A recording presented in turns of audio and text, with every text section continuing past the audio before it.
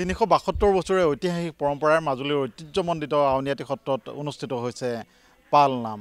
ভকত বৈষ্ণৱসকলে পাল পাতি হৰিনাম কীৰ্তন নামৰূপী নৌকা প্ৰতিষ্ঠা কৰি হৰিনাম কীৰ্তন কৰে আৰু শ্ৰৱণ কৰিবৰ কাৰণে হাজাৰ হাজাৰ ভক্তপ্ৰাণ ৰাইজৰ ইয়ালৈ আগমন ঘটে।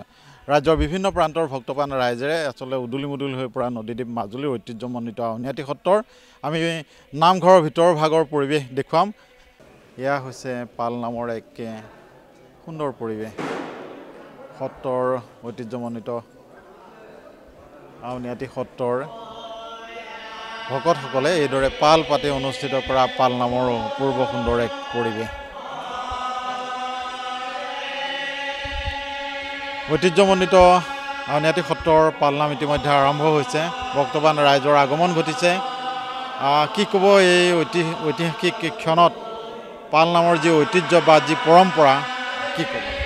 হয়, জয় জয়তে শ্ৰী শ্ৰী আউনীআটী সত্ৰৰে মহাপাল নামত উপস্থিত হোৱা সকলো ভকত বৈষ্ণৱলৈ আমাৰ ভক্তিভৰা সেৱা নিবেদন কৰিছোঁ। আজিৰ পৰা ঐতিহ্যমণ্ডিত মাজুলীৰ এই শ্ৰী শ্ৰী আউনীআটী সত্ৰত পালনাম অনুষ্ঠিত হৈছে। 25 কাতিৰ পৰা 29 কাতিলৈকে আমাৰ এই পালনাম অনুষ্ঠিত হ'ব। 29 কাতিৰ দিনাখন আমাৰ দিনে ৰাতিয়ে পালনাম হ'ব। আৰু ইতিমধ্যে আপুনি দেখিছে আজি প্ৰথম দিনা যথেষ্ট ভকত বৈষ্ণৱৰ সমাগম হৈছে। আৰু এই উৎসৱৰ সংগতি ৰাখি সত্ৰৰ বাহিৰত আমাৰ বজাৰৰ মেলা লেখত পৰিৱেশো সৃষ্টি হৈছে। এটা কথা ঠিক যে আউনীআটী সত্ৰৰ এই 370 বছৰীয়া পালনাম মহোৎসৱৰ এটা বিশেষ তাৎপৰ্য আছে। আৰু পালনাম কেৱল অসমতহে আমি পাওঁ। অসমৰ মহাপুৰুষজনাই যি নাম দি থৈ গ'ল, সেই নামৰ পৰম্পৰাৰে আউনীআটী সত্ৰতো 5 দিনীয়াকৈ পালনাম অনুষ্ঠিত হয়। আৰু এই পালনাম দ্বিতীয় সত্ৰাধিকাৰ কেশৱদেৱৰ প্ৰভু ঈশ্বৰৰ সময়ৰ পৰা আৰম্ভ হয়।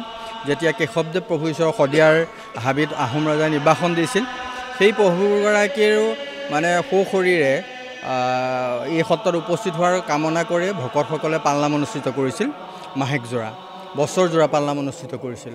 আৰু সেই পালনামৰ ফলেৰে তেওঁ সশৰীৰে ইয়াত উপস্থিত হৈছিল। আৰু সেই সময়তে সেইজনা সত্ৰাধিকাৰে উজনি অসমত থকা সোণোৱাল কছাৰীসকলক সোণোৱাল আখ্যা দি পেলাই আমাৰ আউনীআটী সত্ৰৰ শৰণীয়া কৰিছিল।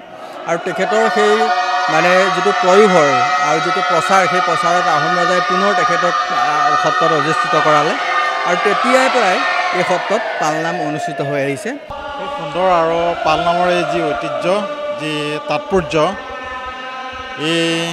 ইয়ে আচলতে আকৰ্ষণ কৰি আহিছে বছৰ বছৰ ধৰি এই ভক্তপ্ৰাণ ৰাইজক মাজুলীলৈ। ক্ষণিক বিৰতি, তাৰপিছত আকৌ নাম লয়। ইয়াত কোনো হাত চাপৰি বা বাদ্যযন্ত্ৰৰ ব্যৱহাৰ নহয়। ভকতসকলে সত্ৰৰ বৈষ্ণৱসকলে এনেদৰে ক্ষন্তেক বিৰতিৰ অন্তৰে অন্তৰে পাল নাম ডাকে। আৰু এয়া